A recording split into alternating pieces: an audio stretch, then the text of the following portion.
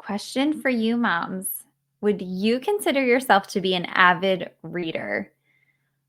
Or have you struggled to find the time to make reading a priority in your motherhood? I'm Erin. I'm the host of the Mom Life Community Podcast. And as a mom of five, I wish I could say I was in a better rhythm of making reading a part of my day. And if I'm being honest with you, I have started and stopped many books. But I will also say that I never pass up a good book recommendation, and my nightstand has looked like a mountain of books for a long time. Well, today we are going to sit down with a friend and returning guest to the podcast. Anna Braxton is going to give us some really good insight on how she fits in reading throughout the course of her day. And you are going to want to stay tuned until the very end because we have a very fun summer series that we're going to be launching very soon that I can promise you will be able to get through one book with us this summer as we follow along on the Mom Life Community Podcast. Another exciting announcement before we jump in is we are on YouTube. So if you are someone who really likes to watch podcasts as well as listen to them, you'll be able to hop over to my channel, the Mom Life Community, and be able to catch our upcoming podcast there, including this interview with Braxton. So let's get into today's episode.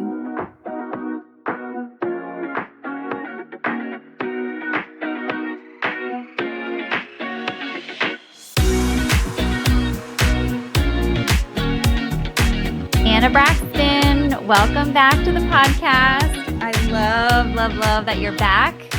Your previous episodes on loving your husband in different seasons of marriage was one of our most talked about and just really relatable episodes we've done yet. But if we have listeners that haven't caught those yet, can you tell us really quick, who are you? And I guess, who are your people? Yes. I am Braxton.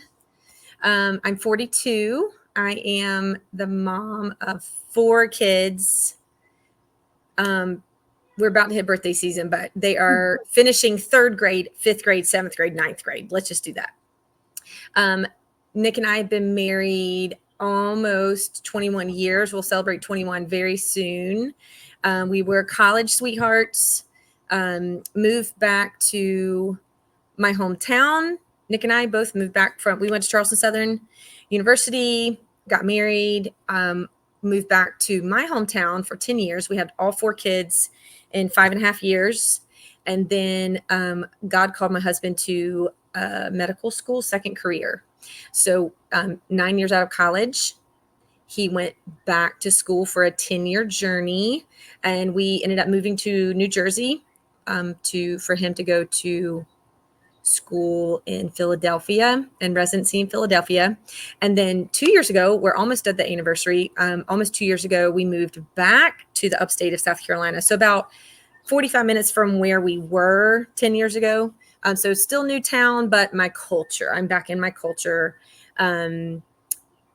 The kids are finishing 3rd, 5th, 7th, and 9th grade. And I just finished my 2nd year teaching. So as a mom, I taught school for 5 years, stayed home, had all my babies, stayed home 12.5 years.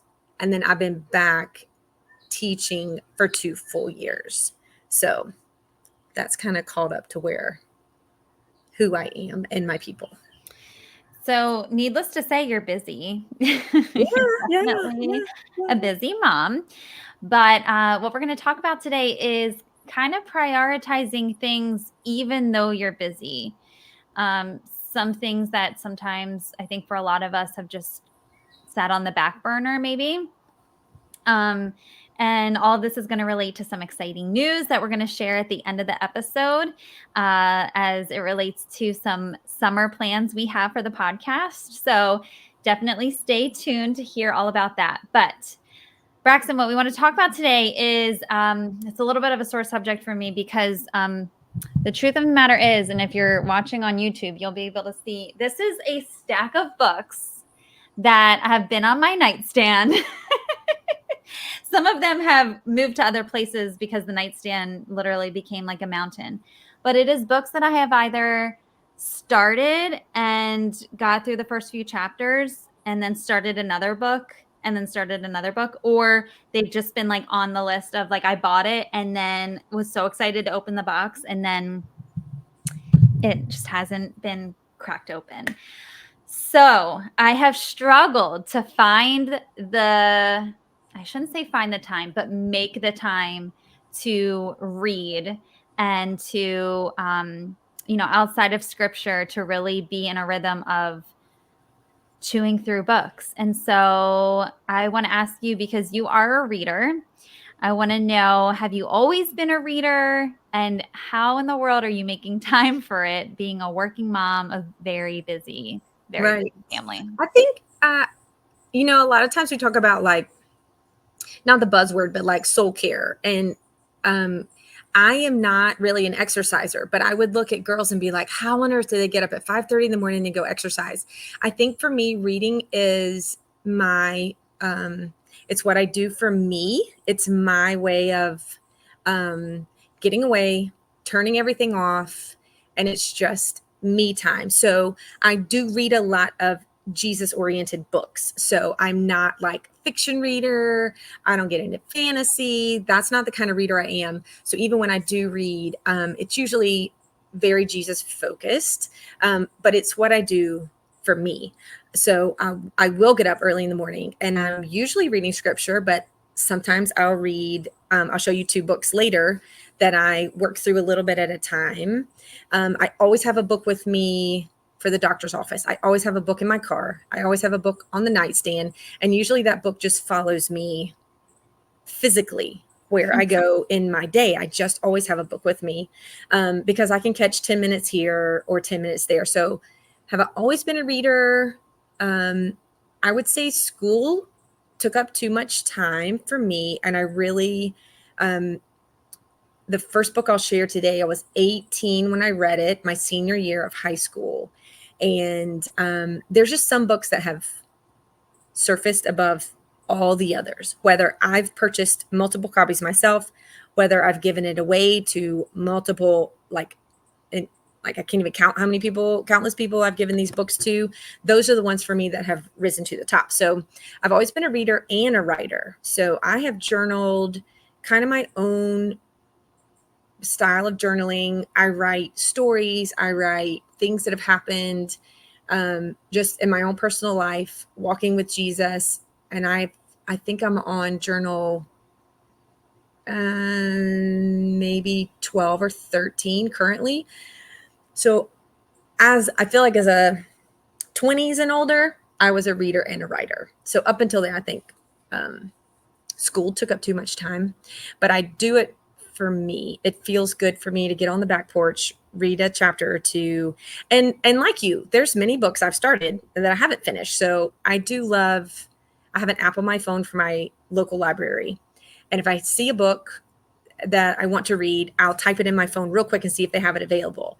A lot of them are Christian books and a lot of them I don't have access to. So I'll go to christianbook.com, put it in my cart so that later, I don't know, when I have a chunk of money and I want to buy a bunch of books, they're already ready for me in christianbook.com and I'll purchase them, or if shipping's free or something. So I do start books, and then if I don't, if it doesn't really catch me, I'll turn it back into the library in a couple of weeks, but I do almost always finish them. So yes, I would say I'm a reader and a writer.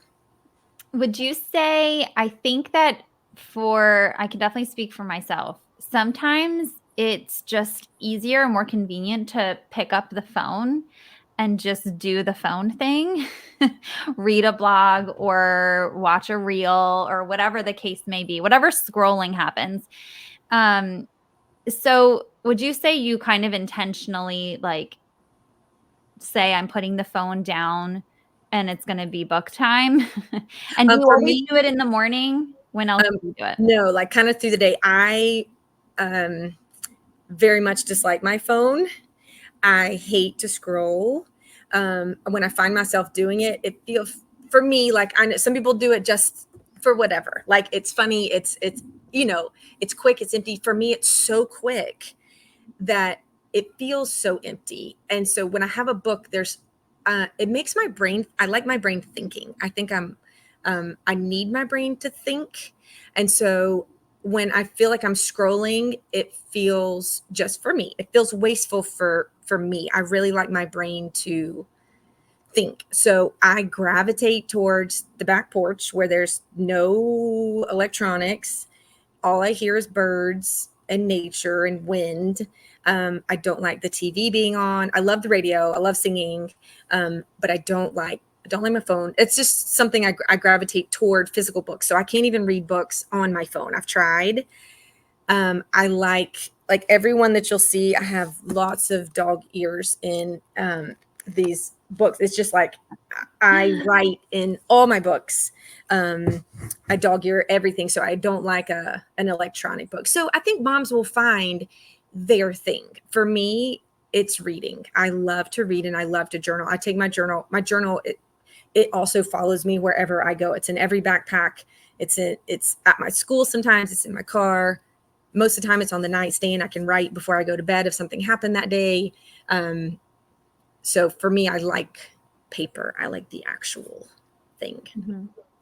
So you will find time in the nooks and crannies, because I think you've said how you'll have it in the car line. Yep. Like, I think of these times where I'm like, okay, let me check whatever it is. And then that's when I'm on my phone. And then you go down this rabbit trail of, like you said, something's funny, or you're catching up with people in life, or you're looking on Facebook Marketplace, whatever the case is.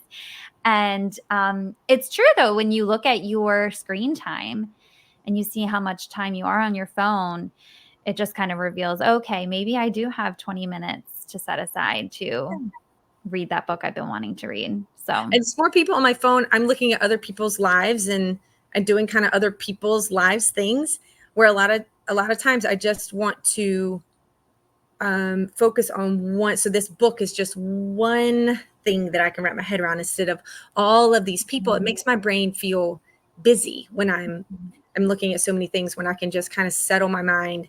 And I read after school. I read before bed. I read in the morning. I really, especially if I'm really in a book, I will read a lot during the day. And sometimes some of these books are theologically so thick that I intentionally read one paragraph a day.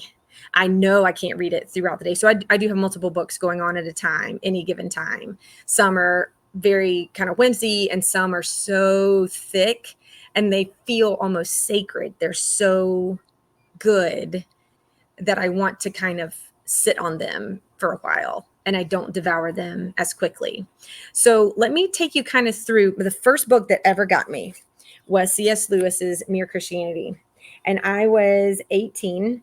My discipleship leader gave me the book. Maybe my mom or dad did.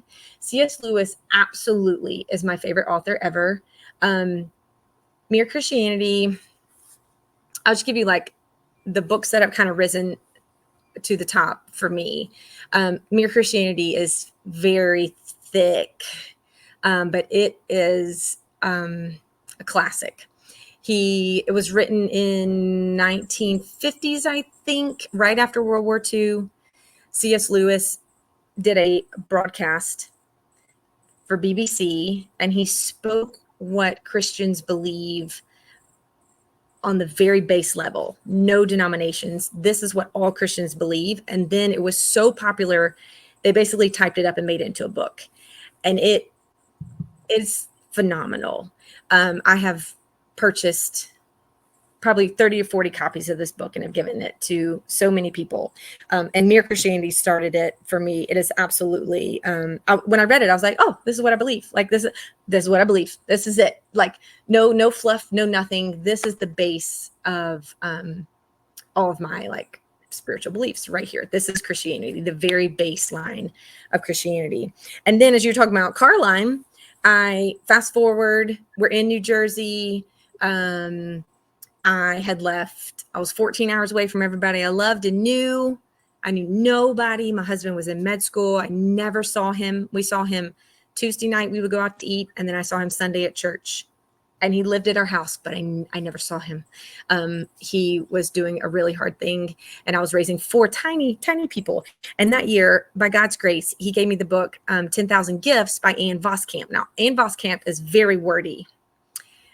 Love her, but she's very wordy. But that book is all about gratitude.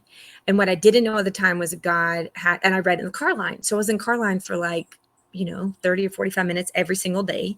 So I always had the book just right there in the passenger car, in the car seat. And so the book is about gratitude. And I was so focused on what God had given me and the things to be thankful for that I didn't really see all the darkness that year was, until a year later. God took off, I said he took off my blinders and let me see what he had walked me through. And I was like, wow, that was rough. But I didn't even know it because I was so focused on gratitude reading through that book that I was thankful for everything. I was able to see everything that God had given me, even in a really, really hard year. So I don't even have that book anymore, but I do remember that was a major book for that season of my life that God used.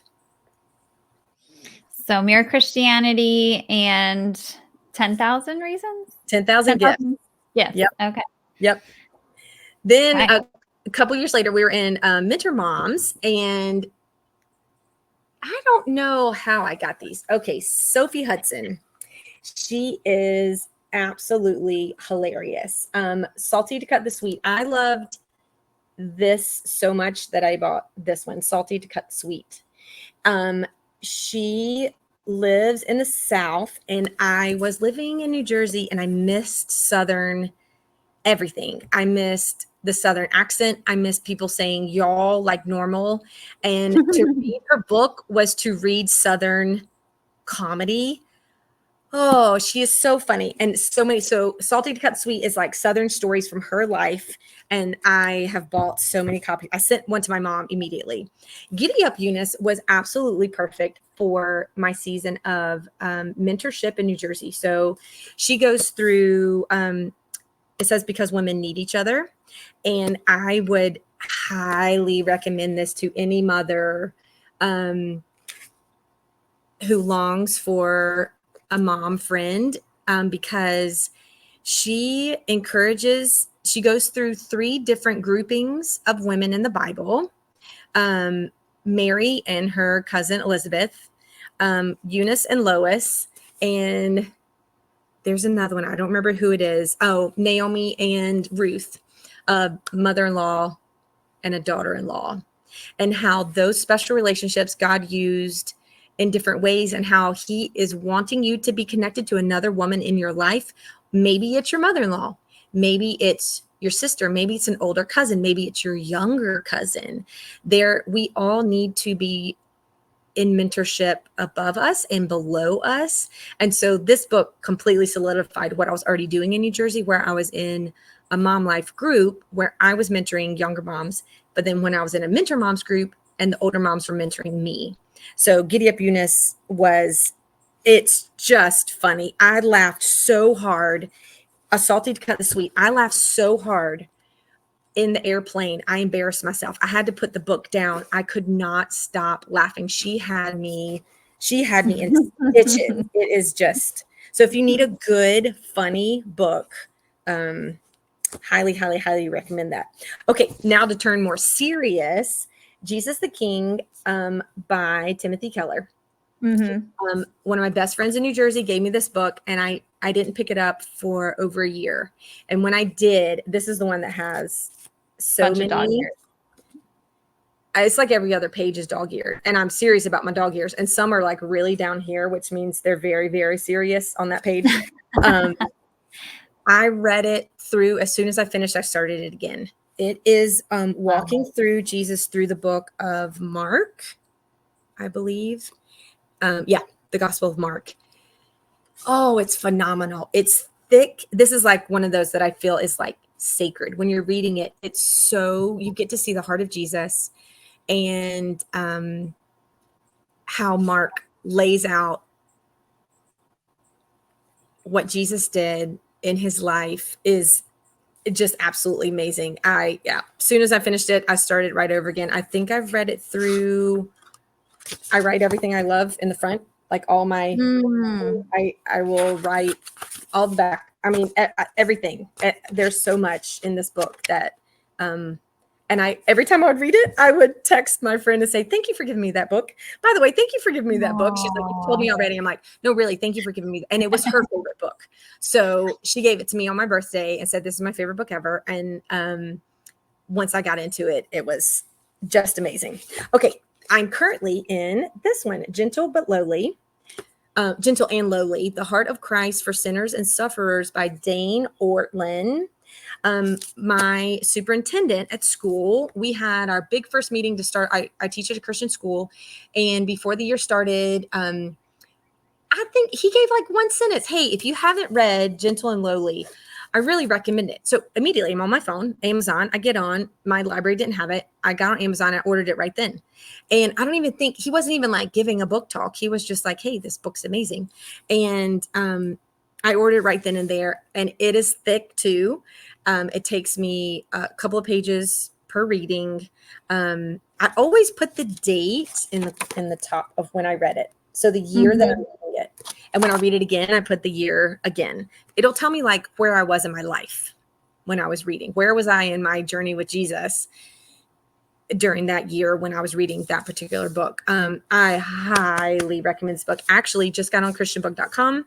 There was a leather-bound gift edition for $10, and I bought 3 immediately because I already know who I'm going to give them to.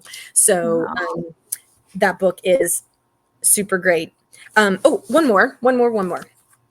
The Secret Thoughts of an Unlikely Convert by Rosaria Champagne Butterfield. This is an interesting book in that I think in the Christian realm, we don't really have the words or the thoughts about same-sex attraction. We don't know what to think. We don't know what to say. We don't know how to dialogue with Christians or non-Christians. We don't know how to dialogue with people who have same-sex attraction or opposite sex attraction. This book was the tool for me. That is her story of being in a same-sex relationship up through her 30s. She met a pastor and his wife. She ended up having dinner at their house for a whole year, came to know Jesus because of their hospitality. Never went to his church for a whole year, just went to his home and had dinner. And when she accepted Christ, she says he completely wrecked her life in that everything got turned upside down. And she doesn't want to be the poster child for any of this, but she ended up marrying a man, a pastor who ended up being a pastor. And I'm pretty sure they have adopted or fostered 7 children. But she was an English professor, so she's super great with words. And I felt a connection with her because she's a reader and a writer. But to be on the other side, to read how she thought, to read how she felt, to read her conversion and how God changed her mind, gave her a heart for people, no matter what their sexual identity was, what sexual identity even is. Like it was just the tool that I needed to talk to moms who are trying to raise their kids and like, hey, this stuff's out there right now. Like this gender stuff's out there. This stuff's here. What do we do about it? How do we dialogue about this? So now we get to talk about. Okay. And before we do, so I just want to say we will list out all those books that Braxton just mentioned in the show notes. And I will say, I think out of all of those books, The Mere Christianity I've heard it so many times that I want to buy it. But again, do I go through these books first? It's like can be overwhelming. Amazing. But we have a way to solve that problem for anyone who's in the same boat as me. But before we do, we're going to share about our summer plans with books. But before we do, can I ask you a question? Uh-huh. Do you think that you being a reader and you doing it actively during your mothering, do you think that has had an effect on your kids where they also, would you say that they're readers too, or they have more of an interest? None of my children read. Okay, that's an honest Also, answer. I didn't start reading until my kids were in school. So I didn't really start reading till the car line. Mm. So when my kids were little, we did the park, we did PBS Kids, we went to the zoo. I didn't have time to read. So I think when you're in a different stage of motherhood is when books can enter your life.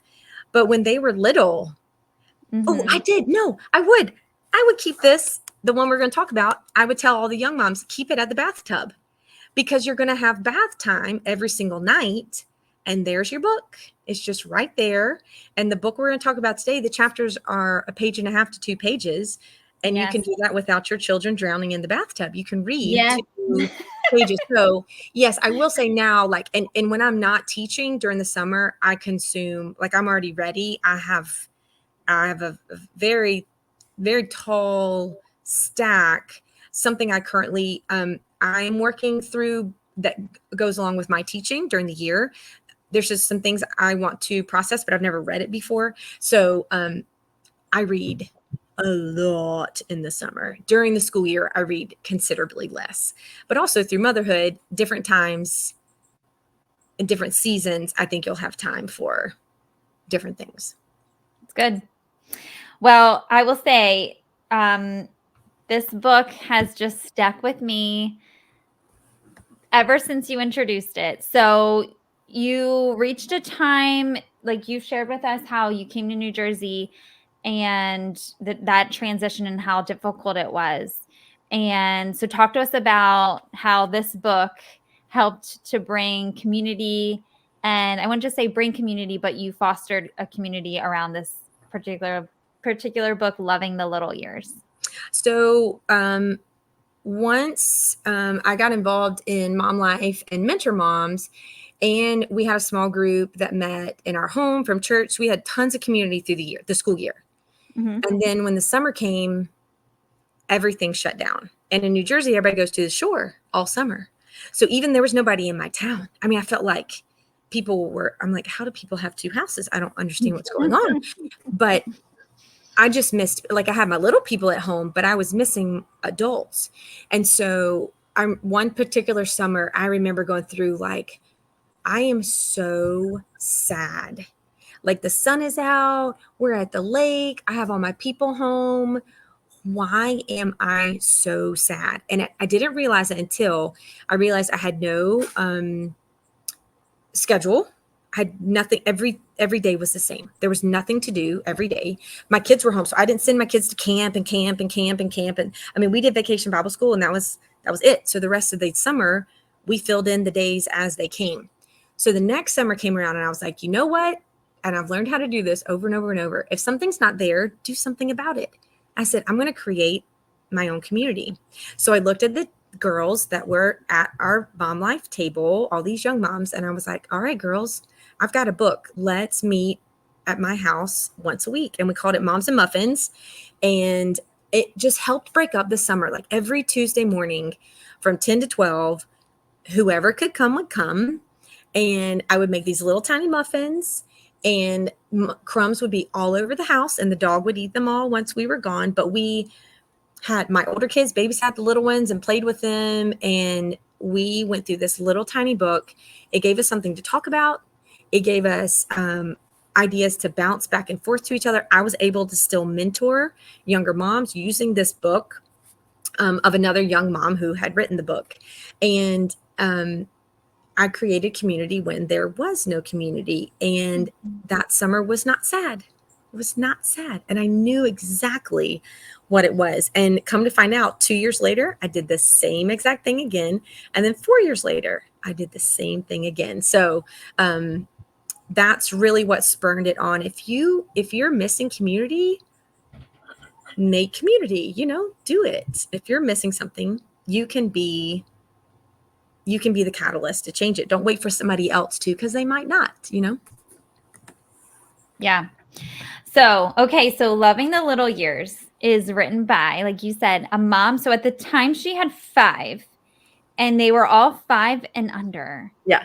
With the twins in the mix, I think, somewhere. Yeah. And I just love so again, like Braxton said, this is like the tiniest little book. It's tiny. It's like this.